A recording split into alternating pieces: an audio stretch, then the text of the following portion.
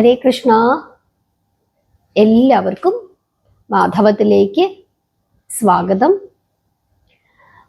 ഭഗവാന്റെ സ്വർഗാരോഹണ ഭാഗമാണ് ഇപ്പോൾ നമ്മൾ പറഞ്ഞുകൊണ്ടിരിക്കുന്നത്.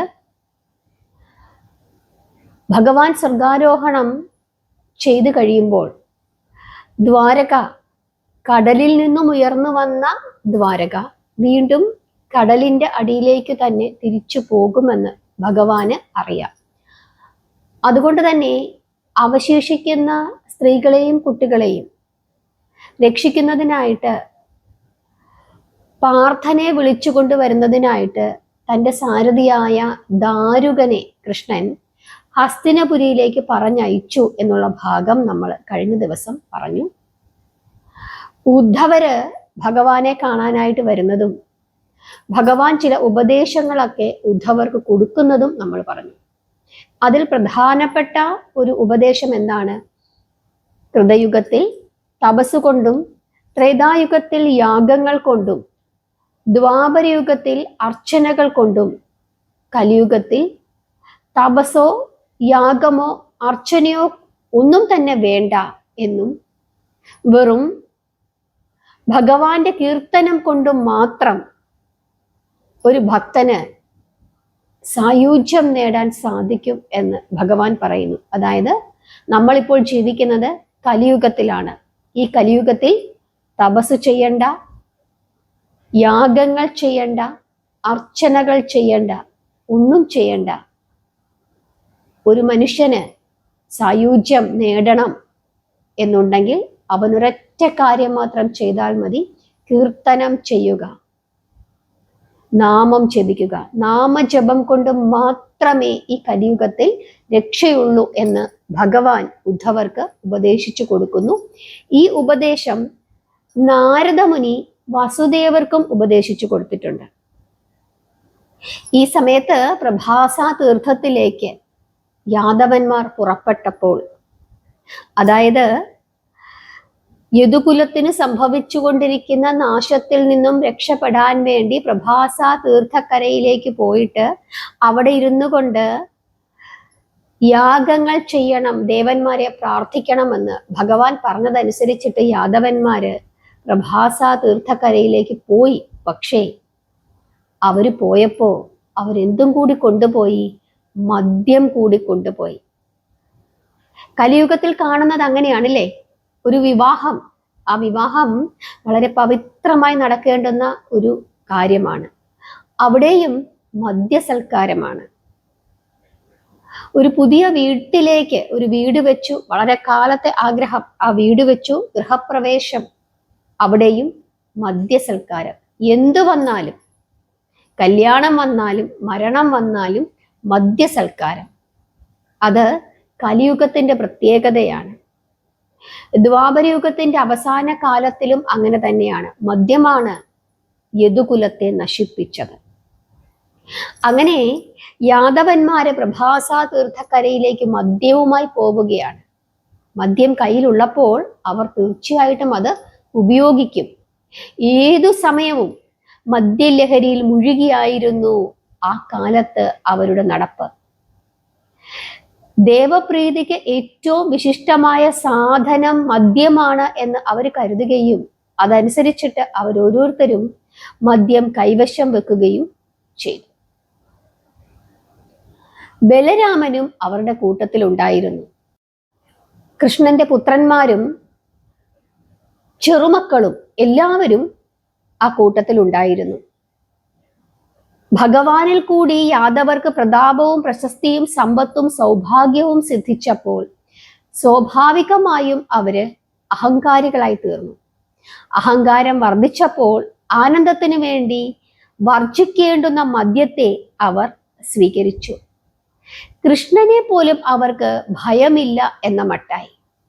അതാണ് അവർ ആകെ നശിക്കണമെന്ന് കൃഷ്ണൻ തീരുമാനിച്ചത്. ബലഭദ്രൻ, പ്രദ്യുപ്നൻ, സാമ്പൻ, സാത്യകി, സാരണൻ, സുഭദ്രൻ, ശതജിത്ത്, സഹജിതൻ, കൃതവർമാവ്, അനിരുദ്ധൻ, അക്രൂരൻ, ഉഗ്രസേനൻ, ശൂരസേനൻ തുടങ്ങിയ പ്രസിദ്ധരായ യാദവ കുല നേതാക്കന്മാരും ആ കൂട്ടത്തിലുണ്ടായിരുന്നു. എല്ലാവരും തന്നെ മദ്യത്തിന് അടിമപ്പെട്ടാണ് സഞ്ചരിച്ചു കൊണ്ടിരുന്നത്.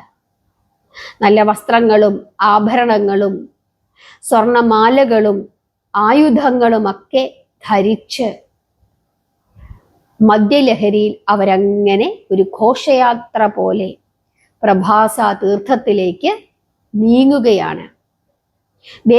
വേണ്ടപ്പോൾ കുടിക്കുവാനുള്ള മദ്യം അവര് പാത്രത്തിലാക്കി അവരുടെ തോളില് തൂക്കുകയും ചെയ്തിരുന്നു. ഹരേ കൃഷ്ണ, നിങ്ങൾ ആ യാത്ര നിങ്ങളുടെ മനസ്സിലൂടെ ഒന്ന് കാണണം. ഒരു കുലം നശിക്കാൻ പോവുകയാണ്. ഭഗവാനാണ് അങ്ങനെ ഒരു കുലം ഉണ്ടാക്കിയത്. അവർക്കുള്ള എല്ലാ ഐശ്വര്യങ്ങളും ഭഗവാനാണ് കൊടുത്തത്.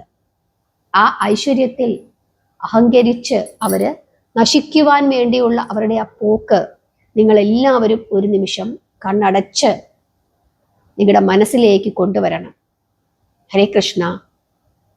യാത്രയുടെ അവസരത്തില് കൃഷ്ണൻ തങ്ങളുടെ കൂടെ ഉണ്ടോ എന്നാരും അന്വേഷിച്ചില്ല. കാരണം അവർക്ക് ബോധമില്ല, അന്വേഷിക്കുവാൻ അവർക്ക് തോന്നിയതുമില്ല. അവരുടെ യാത്രാ സമയത്താണ് ഭഗവാൻ ഉദ്ധവർക്ക് ഉപദേശം നൽകിയത്. അങ്ങനെ പ്രഭാസ തീർത്ഥക്കരയിൽ എത്തിയ ഉടൻ തന്നെ മധുരയുടെ ലഹരിയിൽ മുഴുകിയും ഭഗവാന്റെ മായയിൽ മയങ്ങിയും അവര് എല്ലാ സൗഹൃദ ബന്ധങ്ങളും മറന്നിട്ട് വാശിയോടെ ഓരോരോ വാക്കുതർക്കങ്ങൾ ചെയ്യുവാനായിട്ട് തുടങ്ങി. ഭാരത യുദ്ധത്തിൽ ദ്രോണപുത്രനായ അശ്വത്ഥാമാവ് പാഞ്ചാലിയുടെ പുത്രന്മാരെ ചതിയാൽ ഉറക്കത്തിൽ വെട്ടിക്കൊന്നതിന് കൂട്ടുനിന്ന കൃതവർമാവ് ഒരു യാദവന് യോജിച്ച നീതിധർമ്മമാണോ ചെയ്തത് എന്ന് സാത്യകി മുറുക്ക വിളിച്ച് ചോദിക്കുന്നു. അതേ തുടർന്ന് അവർ തമ്മിൽ അതിഘോരമായ വാദപ്രതിവാദങ്ങളായി, രണ്ടു ചേരിയായി. അത് മൂത്തുമൂത്ത് അങ്ങോട്ടും ഇങ്ങോട്ടും ആയുധമെടുത്തുള്ള പ്രയോഗം തുടങ്ങുന്നു. അതോടുകൂടി യദുകുല വംശജർ രണ്ടു ചേരികളായി തിരിഞ്ഞ് യുദ്ധവും തുടങ്ങി. അനുജന്മാരെന്നില്ല, ജ്യേഷ്ഠന്മാരെന്നില്ല, മക്കളെന്നില്ല, അമ്മാവനെന്നില്ല, അച്ഛനെന്നില്ല, മുത്തച്ഛനെന്നില്ല, അങ്ങനെ ഒരു ബന്ധവും അവര് നോക്കിയില്ല. എല്ലാ ബന്ധങ്ങളും വെടിഞ്ഞ് അവര് തുള്ളി ഉറയുകയാണ്. സ്വന്തക്കാർ മരിച്ചു വീഴുന്നത് കണ്ട് ആർക്കും ഒരു വിഷമവും തോന്നിയതുമില്ല. വെട്ടും കുത്തും ഗദാപ്രഹരങ്ങളും അങ്ങനെ തുടർന്നു കൊണ്ടേയിരുന്നു. ഒരു യുദ്ധക്കളം. വൃദ്ധനായ ഉഗ്രസേനനും ശക്തനായ ബലരാമനും കൂടി ആ യുദ്ധത്തിൽ പങ്കുചേർന്നു എന്നുള്ളതാണ് ഇവിടെ ശ്രദ്ധിക്കാനുള്ളത്. പ്രദ്യുമ്നൻ, അനിരുദ്ധൻ, അക്രൂരൻ, സുമിത്രൻ, സംഗ്രാമചിത്ത് തുടങ്ങിയ യാദവ ശ്രേഷ്ഠന്മാർ എന്ന് പറയുന്ന എല്ലാവരും അങ്ങോട്ടും ഇങ്ങോട്ടും വെട്ടിയും കുത്തിയും അടിച്ചും ഇടിച്ചും യുദ്ധം ചെയ്ത് യമലോകം പൂകി. സാത്യകി, സത്യകൻ, കൃതവർമാവ് തുടങ്ങിയ ധീര യോദ്ധാക്കളും അതോടുകൂടി മരണമടയുകയും ചെയ്തു. പിന്നെയും യുദ്ധമാണ്. രക്തപ്പുഴകൾ പല വഴിക്കും ഒഴുകി തുടങ്ങി. യുദ്ധം ചെയ്ത് വില്ലുകൾ ഒടിഞ്ഞു, ബാണങ്ങൾ അവസാനിച്ചു, ഗദകൾ തകർന്നു. അങ്ങനെ അവരുടെ കൈകളിൽ ഉണ്ടായിരുന്ന ആയുധങ്ങൾ അവസാനിച്ചപ്പോൾ മൂർച്ചയുള്ള ഏരക പുല്ലുകൾ പറിച്ച് അവരങ്ങോട്ടും ഇങ്ങോട്ടും വെട്ടുകയും വാരി വാരി എറിയുകയും ചെയ്തു. അങ്ങനെ വാശിയോടു കൂടിയ പോരാട്ടം. വാളിനേക്കാൾ മൂർച്ചയും ബലവുമുള്ള ഏരക പുല്ലുകളുടെ ഓലകൾ കൊണ്ടുള്ള വെട്ടും കുത്തും ശരപ്രയോഗങ്ങളും ആഘാതങ്ങളും പ്രഹരങ്ങളുമേറ്റ് ആയിരക്കണക്കിന് യദുവംശജർ തലയറ്റും ഉടലറ്റും യമലോകം പ്രാപിച്ചു. ഉഗ്രസേനൻ, ശൂരസേനൻ മുതലായ വൃദ്ധന്മാരും ആ യുദ്ധത്തിൽ കൊല്ലപ്പെട്ടു. ഇതെല്ലാം കണ്ടുകൊണ്ട് അവിടെ ഒരാൾ നിൽക്കുന്നുണ്ടായിരുന്നു. അയാൾ ആരാണ്? അയാളാണ് ബലരാമൻ. ബലരാമന് വളരെയധികം കോപമാണ് തോന്നിയത്. അങ്ങനെ നിയന്ത്രണാതീതമായ കോപത്താൽ ബലരാമൻ ബാക്കിയുള്ള മുഴുവൻ യാദവന്മാരെയും തൻ്റെ ഗദ കൊണ്ട്, അതുപോലെ തന്നെ തൻ്റെ കയ്യിലുണ്ടായിരുന്ന കലപ്പ കൊണ്ടും അടിച്ചു കൊന്നുകളഞ്ഞു. ഒരു യാദവൻ പോലും പ്രഭാസ തീർത്ഥക്കരയിൽ അങ്ങനെ അവശേഷിച്ചില്ല. തൻ്റെ കോപം അല്പം ശാന്തമായപ്പോൾ ബലരാമൻ ചുറ്റുമൊന്ന് നോക്കി. ആകെ ഒരു ഭീകരമായ അവസ്ഥ. കണക്കില്ലാത്ത യാദവ മൃതദേഹങ്ങൾ ആ കടൽ തീരം മുഴുവനും അങ്ങിങ്ങായി ചിന്നിച്ചിതറിക്കിടക്കുന്നു. അതിദാരുണമായ കാഴ്ച. യദുവംശം മുഴുവനും തങ്ങളിൽ പോരാടി നശിച്ചു കഴിഞ്ഞിരിക്കുന്നു. അപ്പോഴാണ് കൃഷ്ണനെ കാണുന്നില്ല എന്ന ചിന്ത രാമനുണ്ടായത്. ഇനി ഞാനും ജീവിച്ചിരുന്നിട്ട് എന്തു പ്രയോജനം? എൻ്റെ അവതാര ഉദ്ദേശം അവസാനിച്ചിരിക്കുന്നു. ഇങ്ങനെ ചിന്തിക്കുന്നു രാമൻ. ഇങ്ങനെ ചിന്തിച്ച് രാമൻ സമുദ്രക്കരയിൽ ചെന്ന് പത്മാസനം പൂകി ധ്യാനിച്ചുകൊണ്ട് ഇരിക്കുന്നു. യോഗാഗ്നിയിൽ തൻ്റെ ജഡം ദഹിപ്പിച്ച് വൈകുണ്ഠം പൂകി ആത്മാവിനെ ആദിശേഷനിൽ ലയിപ്പിച്ചു. അദ്ദേഹത്തിൻ്റെ ഗാത്രം, ശരീരം യോഗ അഗ്നിയിൽ ദഹിച്ചുകൊണ്ടിരിക്കുന്ന സമയത്ത് സ്വർണവർണ്ണ പ്രഭയുള്ള ഒരു സർപ്പം അദ്ദേഹത്തിൻ്റെ മുഖത്തു നിന്നും സാവധാനം പുറത്തേക്ക് ഇഴഞ്ഞു വന്നു. ആ സർപ്പം സമുദ്രത്തിൽ മുങ്ങി അന്തർധാനം ചെയ്യുകയും ചെയ്തു. അതോടുകൂടി ഒരു വലിയ തിരമാല കരയിലേക്ക് വരികയാണ്. ആ തിരമാല അടിച്ചു കയറി അദ്ദേഹം സമാധിയിരുന്ന സ്ഥലം വെള്ളത്തിൽ മുക്കിക്കളയുകയും ചെയ്തു. ജ്യേഷ്ഠൻ വൈകുണ്ഠം പൂകിയിരിക്കുന്നു. അത് കൃഷ്ണൻ അറിയുന്നു. യദുവംശം നശിച്ചിരിക്കുന്നു. ഭഗവാൻ അകലെ നിന്നുകൊണ്ട് ഇതെല്ലാം കാണുന്നുണ്ടായിരുന്നു. ഗാന്ധാരിയുടെ ശാപം അത് ഫലിച്ചിരിക്കുന്നു.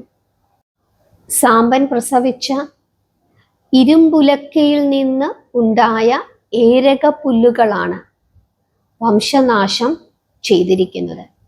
ആ നിലയിൽ മുനികളുടെ ശാപവും ഫലിച്ചിരിക്കുന്നു.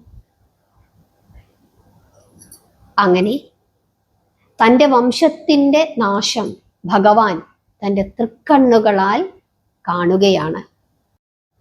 അതിനുശേഷം ഇനി എൻ്റെ സമയമായി എന്ന് ഭഗവാൻ സച്ചിദാനന്ദമൂർത്തി തിരുവുള്ളത്തിൽ ഉറച്ചു.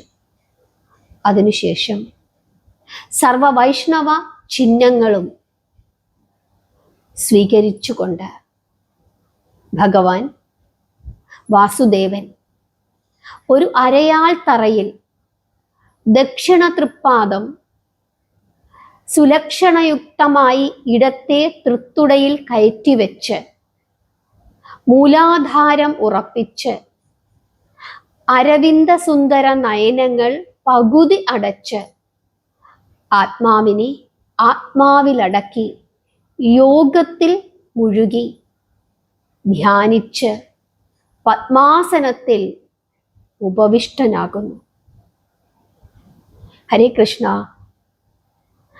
അദ്ദേഹത്തിൻ്റെ ചുണ്ടുകളിൽ ഒരു മന്ദഹാസം അത് പ്രകാശിച്ചു കൊണ്ടിരുന്നു. ആ സമയം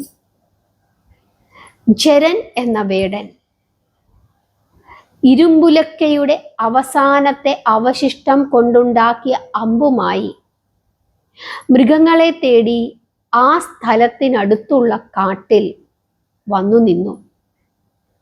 അകലത്തു നിന്നുകൊണ്ട് പച്ചിലക്കാടുകളുടെ ഇടയിൽ കൂടി അങ്ങോട്ടു നോക്കിയപ്പോൾ അതാ അവിടെ മരതക കാന്തി ചിന്തുന്ന ഭഗവാന്റെ ചെന്തിളർ പാദം കാണുകയാണ്. ഹരേ കൃഷ്ണ. അതൊരു കൃഷ്ണമൃഗമാണ് എന്ന് ആ വേടൻ ഓർക്കുന്നു. അങ്ങനെ ചിന്തിച്ചിട്ട് ആ കൃഷ്ണമൃഗത്തിനെ ലക്ഷ്യമാക്കി ആ വേടൻ ഒരു ബാണം തൊടുത്തുവിട്ടു. ആ ബാണത്തിന്റെ അഗ്രം അത് ആ ഇരുമ്പുലക്കയുടെ അവസാനത്തെ കഷ്ണം ഉപയോഗിച്ചിട്ട് നിർമ്മിച്ചതായിരുന്നു. അതിനുശേഷം ആ മൃഗത്തെ പിടിക്കുവാനായി ആ ജരൻ എന്ന വേടൻ ഓടി അടുത്തു വന്നപ്പോൾ കണ്ട കാഴ്ച, 4 തൃക്കൈകളോടും 4 വശവും പ്രകാശിക്കുന്ന പ്രഭാദീപ്തിയോടും കൂടി യോഗസ്ഥനായിരിക്കുന്ന സാക്ഷാൽ മഹാവിഷ്ണുവിനെയാണ്. വേടൻ ഭയന്നു വിറച്ചു, പാപം ചെയ്തിരിക്കുന്നു എന്ന് ചിന്തിക്കുന്നു. അങ്ങനെ ചിന്തിച്ച് വിറച്ച് ആ പാപം ചൈതന്യമില്ലാത്തവനെ പോലെ നിന്ന നിലയ്ക്ക് താഴെ വീണു പോകുന്നു. ഭഗവാനെ, കരുണാനിധി, അറിയാതെ അടിയൻ ചെയ്തു പോയ അപരാധം ക്ഷമിക്കണമേ. ദേവാദികൾ പോലും സദാ കാണുവാൻ കൊതിക്കുന്ന ആ തൃപ്പാദ പത്മത്തിൽ അടിയൻ അമ്പെയ്തുവല്ലോ. ഭഗവാനെ, ഈ പാപി ഇനി എന്തിനു ജീവിക്കുന്നു? മഹാബലിയുടെ ശിരസിലും അഹല്യയുടെ ശരീരത്തിലും കാളിയന്റെ മസ്തകത്തിലും അർപ്പിച്ച ആ തൃപ്പാദത്തിൽ ശരമെയ്ത ഈ പാപി ഇനി എന്തിനു ജീവിക്കുന്നു? അടിയനു മാപ്പു നൽകണം, അടിയന്റെ അപരാധം പൊറുക്കേണമേ കൃഷ്ണ. ഇങ്ങനെ പറഞ്ഞുകൊണ്ട് ആ ജരൻ എന്ന വേടൻ കരയുകയാണ്. അപ്പോൾ കൃഷ്ണൻ കനിവോടുകൂടി അരുളി ചെയ്യുകയാണ്, അല്ലയോ പുണ്യവാനായ കാട്ടാള, നീ ഭയപ്പെടേണ്ട, നീ ധന്യനായിരിക്കുന്നു. ഞാനാണ് നിന്നെ കൊണ്ട് ഇത് ചെയ്യിപ്പിച്ചത്. മൂസലത്തിന്റെ അവശിഷ്ടത്താൽ ഉണ്ടാക്കപ്പെട്ട അമ്പിനാൽ അവസാനം ഞാനും വധിക്കപ്പെടും എന്ന് വരുത്തുവാൻ വേണ്ടി നിന്നെ കൊണ്ട് ഞാനിത് ചെയ്യിപ്പിച്ചതാണ്. നീ അപരാധിയല്ല, നീ സുകൃതികളിൽ സുകൃതിയായി തീർന്നിരിക്കുന്നു. ഭൂമിയിൽ നിനക്കു ജീവിക്കുവാൻ ആഗ്രഹമില്ല എന്ന് പറഞ്ഞതുകൊണ്ടും എന്റെ സ്വർഗാരോഹണത്തിന് നീ കാരണഭൂതനായി ഭവിച്ചിരിക്കുന്നത് കൊണ്ടും എന്നിൽ നിനക്കു ദൃഢമായ ഭക്തി ഉള്ളതുകൊണ്ടും നിനക്കു ഞാൻ ഇപ്പോൾ തന്നെ മുക്തി നൽകുന്നു. ഇങ്ങനെ സർവേശ്വരനായ ശ്രീകൃഷ്ണ ഭഗവാൻ അരുളി ചെയ്തു. ആ സമയം ആകാശത്തു നിന്ന് അതാ ഒരു ദേവവിമാനം താഴേക്ക് വരുന്നു. എന്നിട്ട് ആ ജരൻ എന്ന വേടനെയും കയറ്റിക്കൊണ്ട് സ്വർഗലോകത്തിലേക്ക് ഉയർന്നുയർന്ന് പോകുന്നു. അവന്റെ ജഡം മാത്രം അങ്ങനെ ഭൂമിയിൽ അവശേഷിക്കുന്നു. അവന്റെ ആത്മാവ് സ്വർഗം പ്രാപിച്ച് മുക്തി നേടുന്നു. ഹരേ കൃഷ്ണ. ഈ സമയം അർജുനനെ കൂട്ടിക്കൊണ്ടു വരുവാനായി ഹസ്തിനപുരിയിൽ പോയിരുന്ന ദാരുകൻ തിരിച്ചു വന്നിരിക്കുന്നു. പ്രഭാസ തീർത്ഥതീരത്തു നടന്ന ദാരുണമായ സംഭവങ്ങൾ എല്ലാം ആ സാരഥി അറിഞ്ഞു കഴിഞ്ഞിരുന്നു. ആ കൂട്ടത്തിൽ ഭഗവാൻ ഉണ്ടായിരുന്നുവോ എന്ന് ഭയപ്പെട്ട് ദാരുകൻ അവിടെ പോയി അന്വേഷിച്ചതിനു ശേഷമാണ് അരയാൾ തറയിലേക്ക് ഓടി എത്തിയത്. വന്ന പാടെ ഭഗവാന്റെ പുണ്യപാദങ്ങളിൽ നമസ്കരിച്ചുകൊണ്ട് ദാരുകൻ ഉണർത്തിക്കുകയാണ്, ഇതിനായിരുന്നോ ഭഗവാനെ പാർത്ഥനെ വിളിക്കുവാൻ അടിയനെ പറഞ്ഞയച്ചത്. എന്നിട്ട് അവിടുന്ന് ഈ മായാലീലകൾ ആടുകയായിരുന്നുവോ? ലോകരക്ഷക, അങ്ങ് ദിവംഗതനാവാൻ ഭാവിക്കുകയാണോ? ഈ പ്രപഞ്ച മണിദീപം അണയുവാൻ തുടങ്ങുകയാണോ? അങ്ങയുടെ തൃപ്പാദങ്ങളിൽ കാണുന്ന ഈ അമ്പും ഈ ചത്തുകിടക്കുന്ന വേടനും, അയ്യോ, ഇതിൻ്റെയൊക്കെ രഹസ്യം അതെന്താണ്? സദാസമയവും അവിടുത്തെ കൂടെ സാരഥിയായി ഈ ദാരുകൻ ഉണ്ടായിരുന്നു. ഈ ദാരുകൻ ഇനി ഇതെങ്ങനെ സഹിക്കും? ഇങ്ങനെ പറഞ്ഞ് ദാരുകൻ നിലവിളിക്കുകയാണ്. ഹരേ കൃഷ്ണ, നിങ്ങൾക്ക് ആ കാഴ്ച കാണുവാൻ സാധിക്കുന്നുണ്ടോ? ഭഗവാൻ ശ്രീകൃഷ്ണൻ ദാരുകനോട് അരുളി ചെയ്തു, ഭക്തനായ സൂത, നീ കരയാതെ എഴുന്നേൽക്കൂ. ഇത് കരയുവാനുള്ള സമയമല്ല. എൻ്റെ അവതാരകാലം അവസാനിച്ചിരിക്കുന്നു. മൂലകാരണമായ വിഷ്ണുവിൽ വിലയം പ്രാപിക്കേണ്ട സമയം ആസന്നമായിരിക്കുന്നു. അതിനാൽ ഈ ലോകം ഞാൻ വെടിയുകയാണ്. എനിക്ക് 106.5 വയസ്സ് പ്രായമായി. നീയും നിന്റെ കർമ്മബന്ധങ്ങൾ അവസാനിപ്പിച്ച് സ്വർഗലോകം പ്രാപിച്ചാലും ആട്ടെ. ദാരുക, നിന്റെ കൂടെ വന്ന പാർത്ഥൻ എവിടെ? ഇങ്ങനെ ചോദിക്കുന്നു കൃഷ്ണൻ. അപ്പോൾ പാർത്ഥൻ ദ്വാരകയിലുണ്ട്. അങ്ങിവിടെയാണ് എന്നറിയാമായിരുന്നുവെങ്കിൽ ഞങ്ങൾ 2 പേരും കൂടി ഇങ്ങോട്ട് വരുമായിരുന്നു എന്ന് ദാരുകൻ മറുപടി പറയുകയും ചെയ്തു. അപ്പോൾ ഭഗവാൻ പറയുകയാണ്, ദാരുക, നീ ഇനി ഇവിടെ ഒട്ടും താമസിക്കരുത്. വേഗം തന്നെ ദ്വാരകയിൽ പോയി യദുവംശം നശിച്ചിരിക്കുന്നു എന്നുള്ള കാര്യം അവിടെ പറയുക. ആരും പറയാനില്ലാത്തത് കൊണ്ട് ഒരു പക്ഷെ അവിടെ ആരും അറിഞ്ഞു കാണില്ല. ജ്യേഷ്ഠന്റെ സ്വർഗാരോഹണ വിവരം ധരിപ്പിക്കണം. ഞാനും ഉടനടി പ്രപഞ്ചത്തിൽ നിന്നും മറയുമെന്നും അറിയിക്കുക. എൻ്റെ തിരോധാനത്തോടു കൂടി ദ്വാരക സമുദ്രത്തിന്റെ അടിയിൽ താഴും. അതിനു മുമ്പ് അവിടെ ഇപ്പോൾ അവശേഷിച്ചിട്ടുള്ള എല്ലാവരും തങ്ങൾക്കുള്ള ധനവും ധാന്യങ്ങളും എല്ലാം എടുത്തുകൊണ്ട് വൻകരയിലേക്ക് കടക്കുവാൻ പറയണം. അവരെല്ലാവരും ഇനിമേൽ അർജുനന്റെ കൂടെ പോയി താമസിക്കുവാൻ, ഇന്ദ്രപ്രസ്ഥത്തിൽ പോയി താമസിക്കുവാൻ ഞാൻ ആജ്ഞാപിച്ചിരിക്കുന്നു എന്ന് അറിയിക്കണം.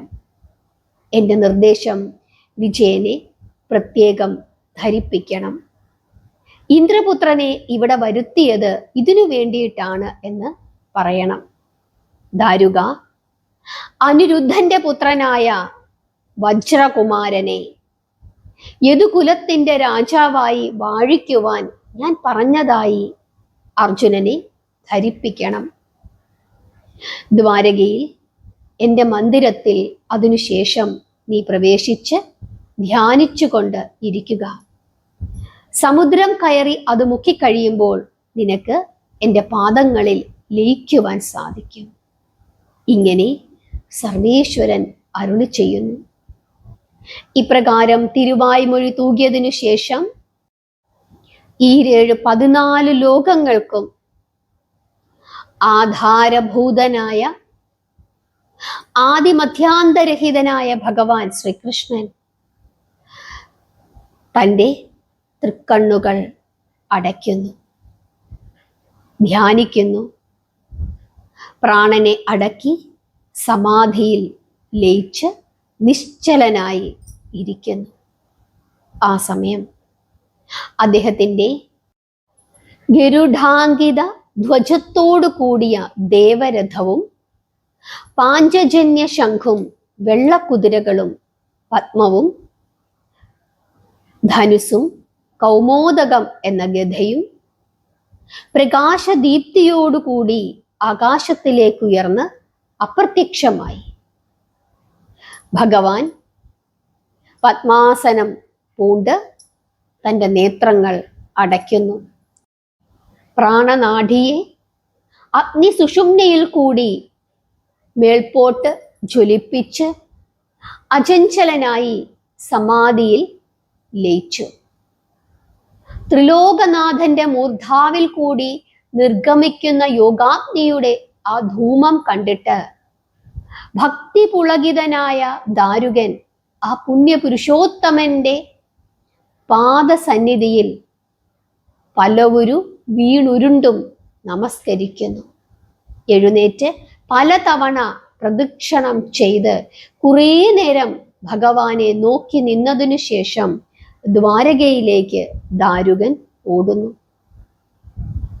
ഭഗവാന്റെ സ്വർഗാരോഹണം കണ്ട് സായൂജ്യമടയുന്നതിനായി കൈലാസവാസനും ബ്രഹ്മദേവനും ബ്രഹ്മർഷി മുഖ്യരും ഇന്ദ്രാദി ദേവ സമൂഹവും ഗന്ധർവ കിം പുരുഷ യക്ഷ കിന്നരാദികളും ത്രിദേവികളും ദിവ്യമായ നാഗങ്ങളും ആകാശവീഥിയിൽ നിറഞ്ഞു നിന്നുകൊണ്ട് ഭഗവാന്റെ ജന്മകർമ്മങ്ങളെ അത്ഭുത പുണ്യലീലകളെ വാഴ്ത്തി സ്തുതിച്ചു. പൂമഴകൾ വർഷിച്ചു.